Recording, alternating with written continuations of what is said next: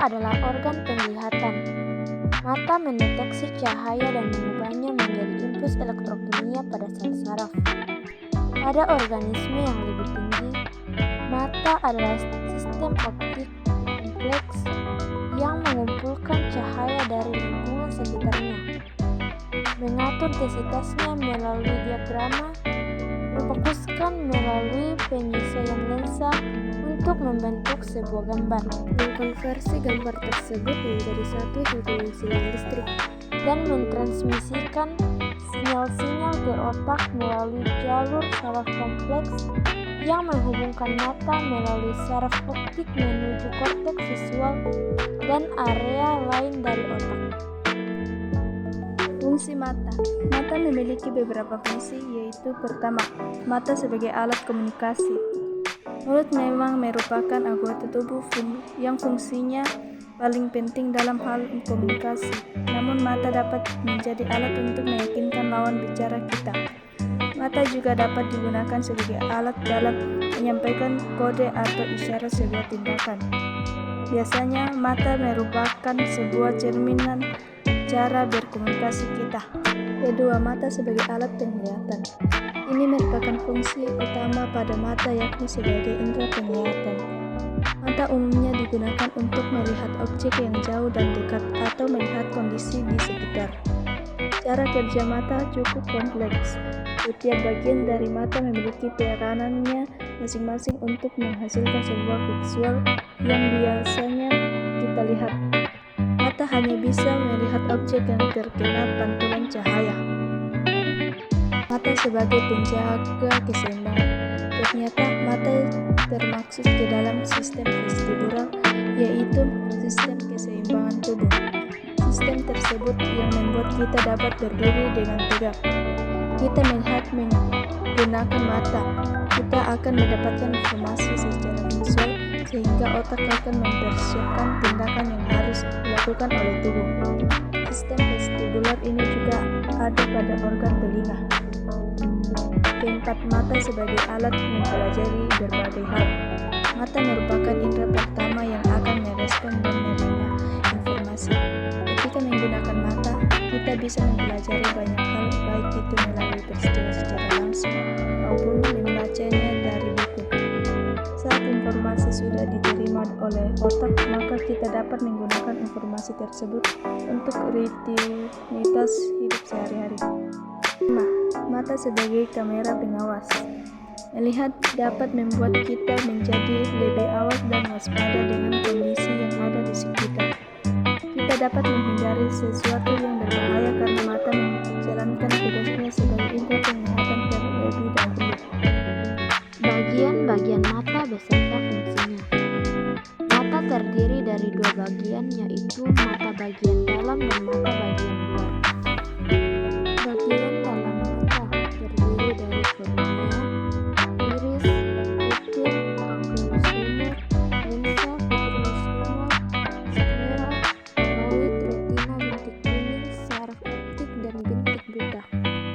Kornea. Kornea adalah bagian mata paling luar. Bagian kornea sendiri berupa selaput bening dan bersifat transparan, sehingga memungkinkan cahaya bisa masuk ke dalam sel-sel penerima cahaya di dalam bola mata. Iris. Iris merupakan bagian mata yang berfungsi untuk mengatur besar kecilnya pupil. Iris juga berfungsi untuk memberikan warna pada mata. Oleh sebab itu, ada banyak warna yang berbeda seperti hijau, biru, atau coklat, sehingga iris juga disebut dengan selaput pelangi. Pupil. Pupil adalah bagian mata yang berupa lubang kecil. Fungsi pupil adalah untuk mengatur jumlah cahaya yang masuk ke bola mata. Besar kecilnya pada pupil ini diatur oleh iris. Pupil yang mengecil menandakan bahwa cahaya yang masuk terlalu banyak atau terang. Sedangkan jika pupil membesar, maka cahaya yang masuk terlalu sedikit atau redup. Aqueous humor atau cairan terdapat di balik kornea, yaitu cairan menyerupai sel yang membantu memberikan bentuk bola mata. Strukturnya sama dengan cairan sel, mengandung nutrisi bagi kornea dan dapat melakukan difusi dengan gas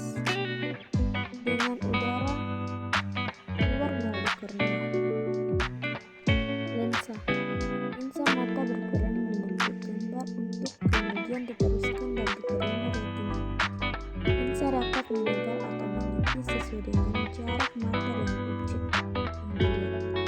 Jika objek benda terlalu dekat, maka lensa akan menipis. Sedangkan jika jarak terlalu jauh, maka lensa mata akan menebal. Vitreous humor. Vitreous humor berfungsi untuk menjaga bentuk dalam mata. Cairan ini mengisi ruang antara lensa dan retina, sehingga membantu menjaga bentuk dalam mata agar tetap bulat. Vitreous humor juga berperan dalam mendukung fungsionalitas retina. Sclera atau juga disebut sebagai selaput putih adalah bagian mata yang berupa dinding putih. Ketebalan pada bagian mata sclera ini rata-rata sekitar 1 mm dan bisa menebal sampai 3 mm yang disebabkan oleh adanya otot irensi. Fungsi dari sclera ini adalah untuk melindungi struktur mata dan membantu mempertahankan bentuk mata. Koroid merupakan dinding mata. Fungsi koroid adalah untuk menyuplai oksigen dan nutrisi untuk bagian-bagian mata lainnya. Pertama, retina. Umumnya, koroid memiliki warna coklat kehitaman atau hitam dengan tujuan agar cahaya tidak dapat dipantulkan kembali.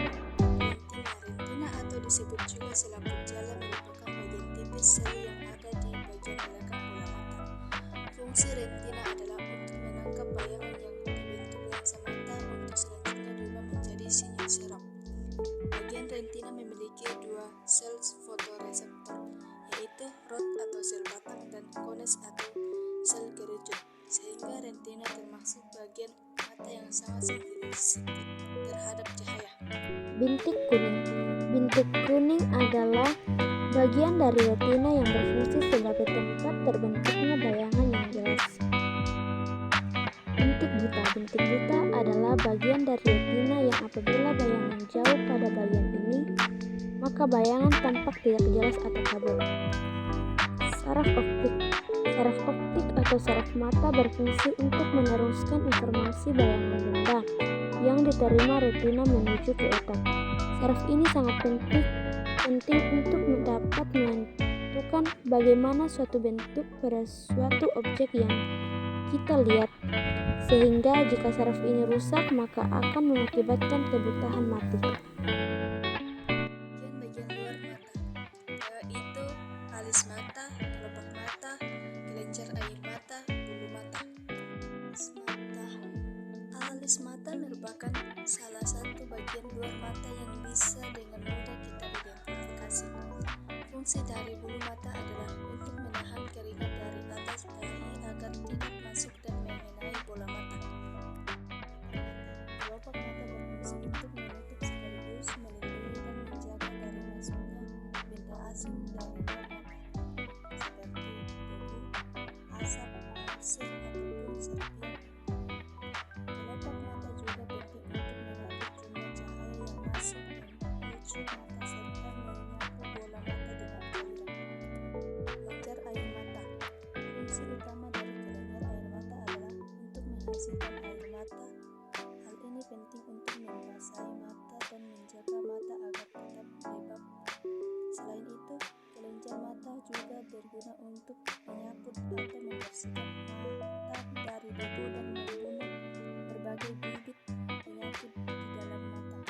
Bulu mata menjadi salah satu bagian luar mata berikutnya. Fungsi bulu mata antara lain untuk mengurangi cahaya yang masuk ke dalam mata dan mencegah masuknya kotoran atau objek kecil ke dalam mata, misalnya debu, pasir, atau serpihan. Cara kerja mata. Mata adalah alat indera yang secara konstan menyesuaikan pada jumlah cahaya yang masuk, memusatkan perhatian pada objek yang dekat dan jauh serta menghasilkan gambar yang kontinu yang dengan segera diantarkan pada otak. Penglihatan pada manusia melibatkan deteksi gelombang cahaya yang sangat sempit dengan panjang gelombang sekitar 400 sampai 750 nanometer. Mata manusia memiliki cara kerja otomatis yang sempurna. Mata dibentuk dengan 40 unsur utama yang berbeda dan kesemua bagian ini memiliki fungsi penting dalam proses melihat.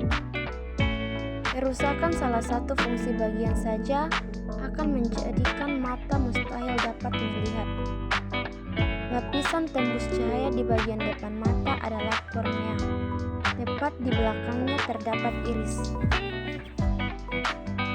Selain memberi warna pada mata, iris juga dapat merubah ukurannya secara otomatis sesuai kekuatan cahaya yang masuk dengan bantuan otot yang melekat padanya.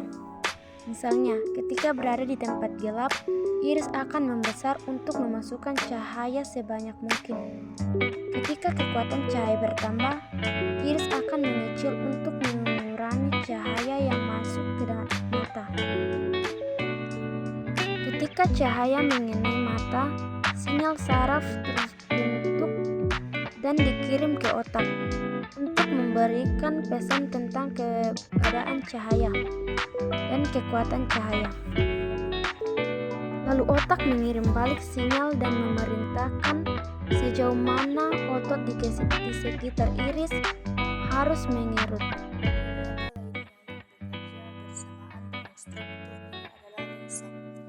Lensa bertugas memfokuskan cahaya yang memasuki mata pada lapisan retina di bagian belakang. Karena otot-otot di sekeliling lensa, cahaya yang datang ke mata dari berbagai sudut dan jarak berbeda dapat selalu difokuskan ke retina. Semua sistem yang telah kami sebutkan tadi berukuran lebih kecil, tapi jauh lebih unggul daripada peralatan mekanik yang dibuat untuk meniru desain mata dengan menggunakan teknologi terbaru. Bahkan sistem perekaman gambar buatan paling modern di dunia ternyata masih terlalu sederhana jika dibandingkan mata. Jika kita amati bagian-bagian lebih kecil dari sel sebuah mata, maka kehebatan penciptaan ini semakin terungkap. Anggaplah kita sedang melihat mangkuk kristal yang penuh dengan debuan. Cahaya yang datang dari mangkuk ini ke mata kita menembus kornea dan iris, kemudian difokuskan pada retina oleh lensa, sehingga sel-sel retina dapat merasakan adanya cahaya ketika partikel cahaya yang disebut foton mengenai sel lain. Sinyal listrik ini melanjutkan perjalanannya dengan serangkaian mekanisme rumit, yaitu terjadi energi listrik diubah menjadi energi kimia tanpa kehilangan informasi yang sedang diambil. Ketika dipindahkan ke saraf berikutnya, sinyal ini diubah lagi menjadi sinyal listrik dan melanjutkan perjalanannya ke tempat titik sambung lainnya. Dengan cara ini sinyal berhasil mencapai pusat penglihatan pada otak. Kemudian sinyal tersebut dibandingkan dengan informasi yang ada di pusat memori dan bayangan tersebut ditarifkan sehingga akhirnya kita dapat melihat mangkuk yang penuh buah-buahan sebagaimana kita saksikan sebelumnya. Karena adanya sistem sempurna. Sistem sempurna ini yang terdiri atas ratusan komponen kecil dan semua rentetan peristiwa yang menakutkan ini terjadi pada waktu kurang dari 1 detik. Secara singkat, mekanisme melihat adalah 1. Cahaya memantulkan citra objek dan terbelah dan terhantar pada garis lurus menuju mata. 2. Cahaya masuk melalui kornea menuju pupil dan diteruskan ke lensa mata. 3. Kornea dan lensa membelokkan atau membiasakan cahaya agar difokuskan ke retina. 4. Sel fotoreseptor pada retina mengkonversikan cahaya menjadi gelombang elektrik. 5. Gelombang elektrik mengalir melalui saraf optik menuju otak. 6. Otak memproses sinyal-sinyal tersebut menjadi sebuah bayangan. Sistem mata bentukan rata diperkecil dengan perubahan jarak titik fokus lensa mata untuk menghasilkan bayangan yang jelas atau terfokus pada retina. Apabila lensa mata tidak mampu lagi menyesuaikan jarak bayangan agar terbentuk dengan jelas atau terfokus karena perubahan jarak titik fokusnya yang terbatas. Kondisi inilah disebut catat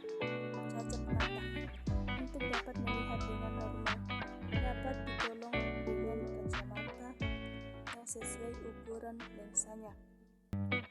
Ada sebuah peribahasa silap mata pecah kepala yang memiliki arti mata dipakai untuk melihat dan manusia harus selalu awas, cermat dan berhati-hati karena kurang awasnya diri akan mengakibatkan diri salah melihat dan sangat memungkinkan terjadi sebuah kecelakaan atau kesusahan atau kerugian. Maksud